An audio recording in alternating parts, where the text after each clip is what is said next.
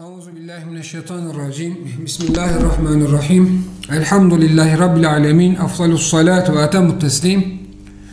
Ala eşrafil murselin ve ala alihi ve ashabihi ve men valahu ve men tebi'ahu bi ihsan ila yevmiddin.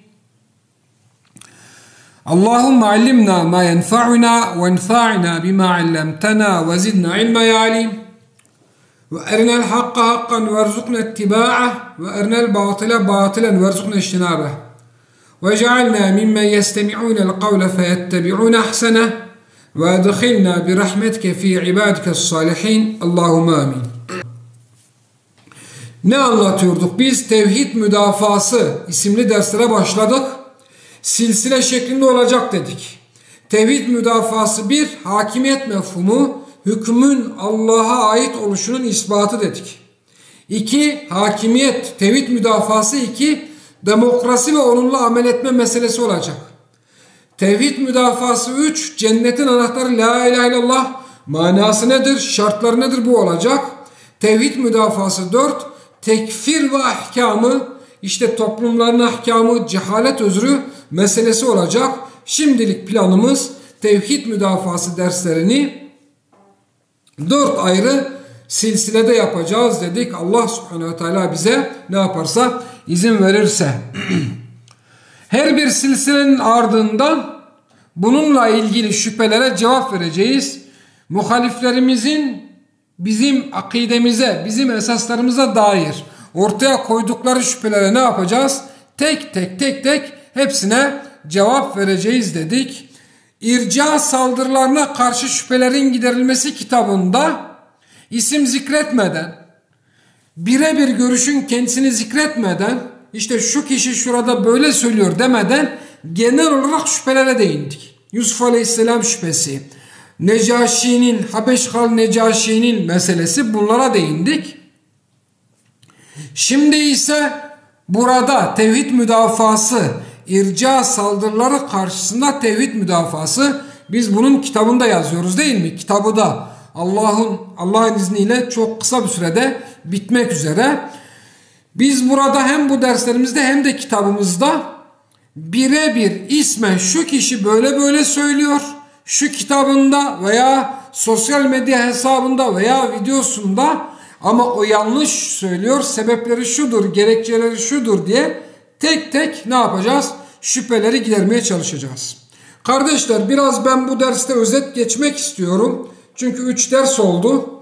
3 dersin sonunda 2 aylık bir ara verdik. Bir özet geçmek istiyorum. Şimdi biz bu derslerimizi ehli irca için, tağutlara dal kavukluk yapanlar için, bütün dertleri ve bütün tasaları, Allah'ın ahkamıyla hükmetmeyen tağutları müdafaa etme, savunma etme olan muhaliflerimiz için bu dersi yapmıyorum ben. Onlar uyarılsa da uyarılmasa da birdir konumundalar şu an. Onların amacı üzüm yemek değil. Onların amacı bağcıyı dövmek. Onların amacı hakka isabet etmek değil. Onlar bütün ilimlerini, bütün gayelerini, bütün hedeflerini, bütün zamanlarını tek bir şeye hasretmişler. O da Allah'ın ahkamıyla hükmetmeyen tağutları müdafaa edebilmek. Onları tezkiye edebilmek. Onları temize çıkarabilmek. Onların ulul emr olduğunu, onların Müslüman olduğunu, onlara itaat edilmesi gerektiğini ispat edebilmek. Onların tek gayesi bu. Hocam bu ayet böyle söylüyor.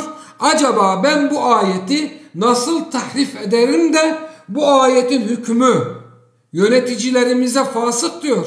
Bu ayetin hükmü yöneticilerimize zalim diyor. Bu ayet yöneticilerimizi zemmediyor. Ben bu ayeti nasıl tahrif ederim de günümüz beşeri ideolojilerin sahiplerini teskiye ederim. Onların tek gayesi bu. Bundan dolayı bizim bu dersimiz onlara yönelik bir ders değil kardeşler.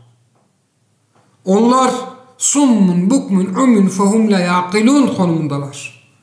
Kör konumundalar, sağır konumundalar. İşte yeni daha cereyan eden hadiseler bunun en güzel delili değil mi? Cumhurbaşkanı çıktı, görüşünü söyledi. İslam'ın güncelleştirilmesi gerekir dedi. 14 asır öncesinin hükümlerini bugünün dünyasına getiremezsiniz dedi. Bu Cumhurbaşkanının görüşüdür. Onun söylemidir. Onun söylemi veya onun görüşüyle veya bir başbakanın veya bir milletvekilinin söylemi veya görüşü işin aslı bizi hiç ilgilendirmiyor. Onların amelleri ortada. Ne yaptılar? Bakın kardeşler, Maide suresinde 44. ayetinde küfür kelimesini küçük küfür kabul eden muasır kimseler dahi şöyle yazarlar kitaplarında. Ama bir kimse, mesela Muhammed bin İbrahim Tahkim-ül Kavanin'de, İslam'ın ahkamı günümüz ahkamına yetmiyor, günümüz ahkamına eksik kalıyor, günümüzde bize yeni kanunlar lazım derse kafir olur der. Birçok kitapta bu ifade aynen geçer. Peki ne yaptılar Cumhurbaşkanı'nın bu ifadesinden sonra? Hemen tevil etmeye çalıştılar. Yan yattılar, çamura battılar. Yok şunu demek istedi, yok bunu demek istedi. Ben bu sözü duyduğum zaman hemen dedim ki şey getirecekler dedim. Zamanın değişmesiyle ahkamın değişmesi labüttür. Mecelle kaidesi. Mehmet Erdoğan'ın bu konuda bir kitabı var. Hemen onu getirecekler dedim. Daha benim ağzımdan cümle çıkmadı, sanki duymuş gibi hemen onu getirdiler. İşte Cumhurbaşkanı'nın demek istediği şudur, Cumhurbaşkanı demek istediği budur filan diye. Benim en çok merak ettiğim Selefiler.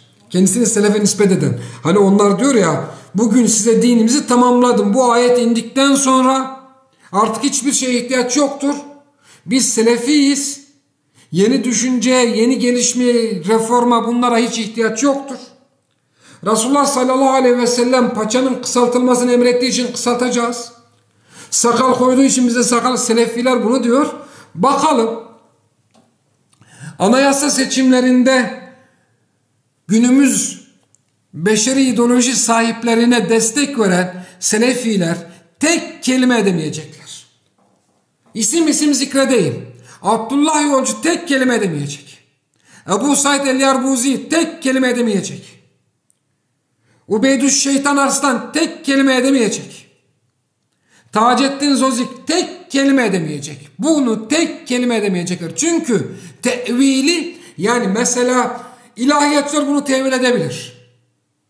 İlahiyatçılar bunu ne yapar? Tevil edebilir. Çünkü onların selefilik gibi bir iddiası yoktu bugüne kadar. İşte modernistler biz de bunu söylüyoruz diyebilir. Tarihselciler olduğu gibi Cumhurbaşkanı'nın sözünü kabul edebilir. Ama kendisini selefe nispet edenler bu konuda tek bir kelime edemeyecekler. Tevil bile edemeyecekler. Hiç konuşmayacaklar. Bakın hiç konuşmayacaklar. Sadece zannedersem Ebu Zerka konuşur. Çünkü o teviliyle siyahı beyaz yapar. Hiç alakasız bir tevil getirir. Ne kendi inanır, ne tabileri inanır. Hiç kimse inanmaz ama herkes inanmış gibi yapar. Bu kadar yüzsüz olduğu için herkes buna inanmış gibi yapar. Ondan dolayı Ebu Zerka çok rahat bir şekilde ortaya atılıp bunu mutlaka tevil edecek veya etmiştir. Bilmiyorum, ben sosyal medyayı pek takip etmiyorum. Ama bunu yapacak. Velhasıl kelam kardeşler, bizim bu derslerimiz bu tayfaya yönelik değil. Bunlara yönelik değil. Bizim bu derslerimiz kendi mahallemize yönelik bir dersler. Bizim bu derslerimiz kendi kardeşlerimize yönelik bir dersler. Niçin? Hocam yani bizim kardeşlerimiz bu dersleri bilmiyorlar mı? Bu akideyi bilmiyorlar mı? Biz diyoruz ki kardeşler, özellikle son 10 yılda, yani 2008-2009'dan sonra tevhid akidesinin öğreniminde farklı bir metot izlendi. Bu farklı metodun suçlusu demeyeyim de sorumlusu diyeyim, yine bizim tevhid ehli hocalarımız oldu. Akideyi insanların kavilleriyle insanlara öğrettiler. Akideyi genel olarak değil, bir bütün olarak değil, sanki bir görüşmüş gibi, bir fikirmiş gibi insanların önüne, insanlara böyle anlattılar. Allah'ın indiriyle hükmetmek küfürdür. Niçin? Maide 44. Tağuta gitmek küfürdür. Niçin? Nisa 60. Bu toplum müşriktir. Niçin? Çünkü oy atıyor. Hakimler kafirdir. Niçin? Allah'ın indiriyle hükmetmiyor. İsmail kafir. Niçin? Askere gitti. Böyle parçacı bir şekilde ve alimlerin kavilleriyle din anlatıldı. Bugün geldiğimiz noktada bizim kardeşlerimiz bu dini, güncel itikadı doğru biliyorlar. Ama ellerindeki bütün istidlal metotları, istidlal ettikleri deliller ya eksik ya yanlış. Ya eksik ya yanlış. Diyorum ki Türkiye Cumhuriyeti'nde askere gitmek küfür müdür değil midir? Küfürdür hocam. Delil, iman edenler Allah yolunda savaşır, küfredenler tağut yolunda savaşır. Şimdi bu yanlış bir delil kardeşler. Adam savaşmıyor, Yozgat'ta patates doğuruyor. Savaşmıyor ki. Ayet savaşandan bahsediyor. Ve adam savaşmıyor. Yani Yozgat'ta sabahtan akşama kadar mutfakta patates doğuruyor. İşte benim bir akrabam var. Sabahtan akşama kadar tıraş yapıyor, berberlik yapıyor. Savaşmıyor. Böyle bir cevap verdiğinde kardeşlerimiz ne yapıyor? Tıkanıp kalıyorlar. İçinde yaşadığımız toplum müşrik mi? Evet. Niçin? Çünkü darlarda yaşıyorlar hocam. Bunu nereden çıkardın kardeşim sen? Oy atıyorlar. Oy atmasalar ne olacaktı? Hocam işte insanlarda asıl olan küfürdür. Ayet getir buna dair. Hadis getir. Bakın. Yani doğruyu biliyor. Toplumun müşrik olduğunu biliyor. Ama bununla istidlal ederken, bunu delillendirirken eksik ve nakıs kalıyor. İşte bundan dolayı biz bu derslere başladık. Bundan dolayı güncel itikada dair bütün meseleleri tek tek ele alacağız. Ve bundan dolayı meseleyi ne yapacağız? Olabildiğince uzatmaya çalışacağız. Delilleri olabildiğince cami bir şekilde sergilemeye, ortaya koymaya çalışacağız. Bundan dolayı kardeşler bir şey söyleyeyim. En zor şey bir yanlışı düzeltmektir. Bir eksikliği tamamlamaktır. Eğer sıfır olsaydı karşımdaki yapı, yani bizim kardeşlerimiz, bizim Müslümanlar sıfır, nötr olsalardı bu dersler çok daha kolay olurdu. Ama ya yanlış var ya eksik var. Eksiği uygun bir şekilde tamamlayabilmek, yanlışı silerek yerine yenisini doğruyu bina etmek oldukça zor olduğu için bu derslerde defalarca tekrara gideceğim. Bu derslerde ne yapacağız? Defalarca tekrara gideceğiz. Geçenlerde bir ortamdayım. Cehalet özrü meselesi açıldı. İşte bir kardeş dedi ki Abdülkadir bin Abdülaziz cehaleti mazeret görüyor. Dedim kardeş nerede mazeret görüyor? Hocam kitabında. Dedim yani okuduğun kitabı tercüme eden benim. Tamam mı? Hatta ben 2 kere tercüme ettim. Birincisi kayboldu. İkincisini bir daha tercüme ettim. Artı 94 yılında, 92 yılında evet veya 94 yılında ben o kitabın dersini hocadan dinledim. Cehaleti mazeret falan görmüyor. Ve ben bu kardeşe anlatmaya başladım. Büyük şirk ile cehaleti bir de hüccet ikamesi ile sabit olan meselelerdeki cehaleti izah etmeye çalıştım. Mesela dedim ki Muhammed sallallahu aleyhi ve sellemin son Resul olduğu neyle sabittir? Ayetle sabittir. Risalet hüccetiyle sabittir. Ben fıtraten bunu bilebilir miyim? Bunu bilemem. Gökyüzüne bakıp, güneşe, aya, yıldızına bakıp Muhammed sallallahu aleyhi ve sellemin son Resul olduğunu bilebilir miyim? Hayır.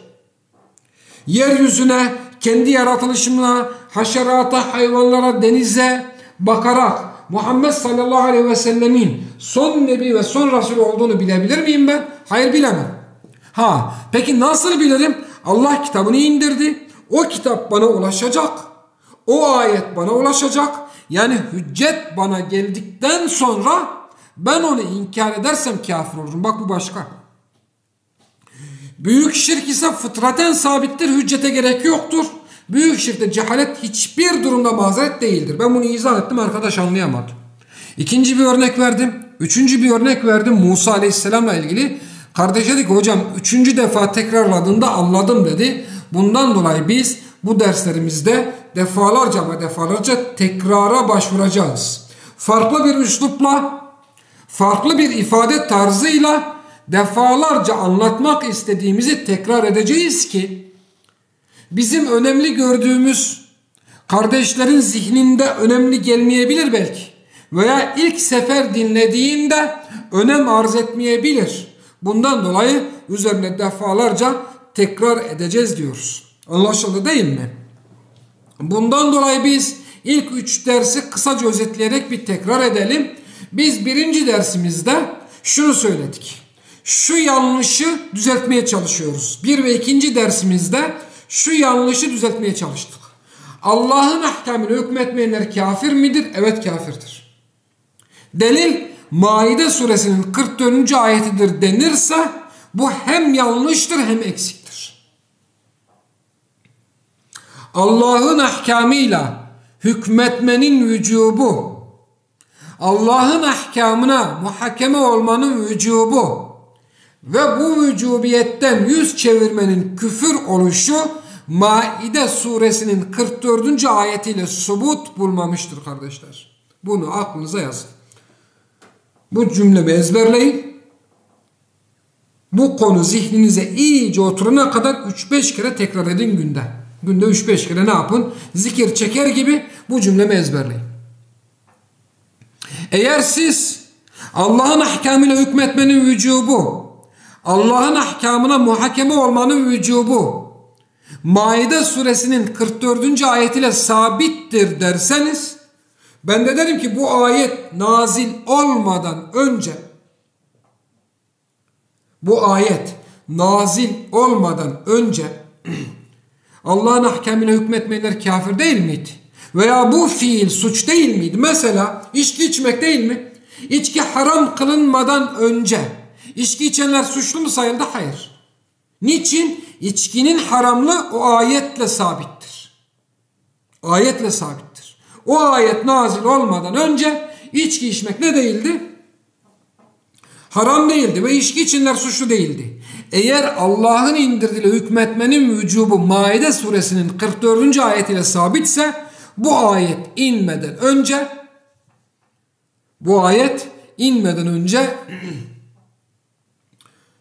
Allah'ın indirdiğiyle hükmetmeyenlerin bir suçu yoktur.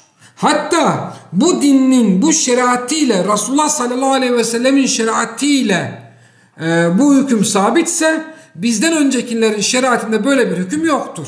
Böyle ilginç bir görüş çıkacak. Ben bu meseleyi Güncel İtikada Dair Hasbihal isimli kitapta uzun uzun izah ettim. Allah izin verirse bu ayın sonunda çıkacak bir kitap. Meselenin bu boyutunu Güncel İtikada Dair Hasbihal isimli kitapta uzun uzun izah ettim. Rabbim bize imkan verir de ay sonuna doğru bu kitabı çıkartabilirsek orada çok detaylı bu mesele inşallah işlendi kardeşler, oradan bakabilirsiniz. Şimdi dedik ki mesele yanlış bu. Biz ilk 2 dersimizde bu yanlışı düzeltmeye çalıştık ve dedik ki Allah'ın indirdiğine hükmetmek, Allah'ın indirdiğine muhakeme olmak vaciptir ve bu vücubiyet la ilahe illallah'la tevhid kelimesiyle sabittir. Bu vücubiyet neyle sabittir? La ilahe illallah'la sabittir. Tevhid kelimesiyle sabittir. Biz bunu söyledik ve bunu ispat ettik. Dedik ki kardeşler la ilahe illallah Allah'tan başka ben bir hakem tanımıyorum. Allah'tan başka kimsenin hükmünü kabul etmiyorum demektir. La ilahe hakemleri reddetmek, illallah sadece ve sadece Allah'ı hakem tanımaktır. La ilahe Allah'tan gayrısının hükmünü terk etmek, illallah sadece Allah'ın hükmüne boyun eğmektir dedik. Hakimiyet uluhiyetin en temel vasfıdır. İlah kimse hakim odur dedik. İlah kimse hakim odur dedik. Şimdi kardeşler, Kur'an-ı Kerim 13 yıl boyunca la ilahe illallah tefsir etmedi mi? Kur'an-ı Kerim özellikle Mekke'de 13 yıl boyunca la ilahe illallah tefsir etmedi mi? Kur'an-ı Kerim Medine'de 10 yıl boyunca la ilahe illallah tefsir etmedi mi? Evet. Demek ki Kur'an-ı Kerim hakimiyet mefhumunu da tefsir etti. La ilahe illallah tefsir olduğu için Allah'ın indirdiğine hükmetmek, Allah'ın indirdiğine muhakeme olmak tevhid kelimesiyle sabittir ve bunun tefsiri saadetinde Kur'an-ı Kerim'de onlarca ayet mevcuttur. Vallahi Allah'ın indirdiğine hükmetmenin vücubu ve Allah'ın indirdiğine muhakeme olmanın vücubiyetine dair ben 14 madde saydım ama 14 maddede farklı farklı ayetler saydım. 1 ve 2. derste 30, 35, 40 maddeye çıkartabilir. 100, 150, 200 ayete getirebilirsiniz. Vallahi ve vallahi. Sonra yine vallahi Kur'an'ın en açık esasıdır. Allah'ın indirdiğiyle hükmetmek vaciptir. Allah'ın indirdiğine muhakeme olmak vaciptir. Bu vücubiyetten yüz çevirmek ise apaçık bir dalalet, ayan beyan küfür ve şirktir kardeşler. Kur'an'ın namazdan, oruçtan, haçtan, zekattan, faizin haramlığından, zinanın haramlığından, fuhşun haramlığından, adam öldürmenin haramlığından, namazın vücubiyetinden daha açık bir meseledir bu mesele kardeşler. Siz bakmayın günümüz mürciyesinin sadece Maide suresinin 44. ayetinin tefsirine takılıp kalıp orada birkaç kavli getirip kendi Rablerini müdafaa etmeye çalışmalarına, kendi Rablerini tezkiye etmeye çalışmalarına siz sakın aldanmayın. Vallahi Kur'an'ın en açık hükmüdür bu mesele kardeşler. İşte biz ilk 2 derste 14 ayrı maddede bunu zikrettik. Dedik ki hüküm sadece Allah'a aittir. İnnil hükmü illa lillah. İlah Allah olduğu için hüküm ona aittir. İlah kimse hakim odur. Hükmü kendisine tahsis eden uluhiyet iddiasında bulunmuştur dedik. Hakem Allah'ın isimlerinden bir isimdir. Allah'ın sıfatlarından bir sıfattır. Allah subhanahu ve teala bundan dolayı hükmünde kendisine ortak koşulmasını asla kabul etmez. وَلَا يُشْرِكُ ف۪ي حُكْمِهِ اَحَدًا. Asla kabul etmez. Bunu söyledik değil mi? Bunu söyledik. Hakimiyeti Allah'a tahsis etmek imandır. Hükmü Allah'a ait kılmak imandır. Allah'tan gayrısına hükmü vermek, Allah'tan gayrısının hükmüne gitmek ise dalalettir, sapkınlıktır, nifaktır dedik. Nisa 59, Nisa 60 ve Nisa 65'in ayetlerini dile getirerek.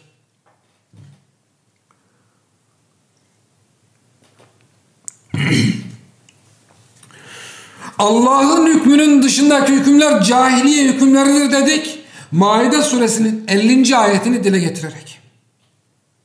Maide suresinin 50. ayetini dile getirerek ve ila ahir yaklaşık 14 maddede, şu an hatırlamıyorum, 14 maddede biz bu meseleyi ne yaptık? Uzun işledik ve şunu söyledik. Sonuçta şunu söyledik. Allah'ın indirdiğiyle hükmetmek vaciptir. Allah'ın indirdiğine muhakeme olmak vaciptir. Allah'ın indirdiğiyle hükmeden idarecilere itaat etmek vaciptir. Allah'ın indirdiğiyle hükmetmekten yüz çevirmek küfürdür. Allah'ın indirdiğiyle hükmetmeyenlere itaat etmek şirktir. Allah'ın indirdiğiyle hükmedilmeyen muhakemelere gitmek, onlardan hüküm talep etmek dinden kesinlikle çıkmaktır. Bu la ilahe illallah'ın bizzat kendisidir. La ilahe illallah bunu tefsir etmiştir. La ilahe illallah bunu ortaya koymaktadır. Kur'an'da 23 yıl boyunca bu esası tefsir etmiştir. Bu dinin en açık hükmü budur dedik.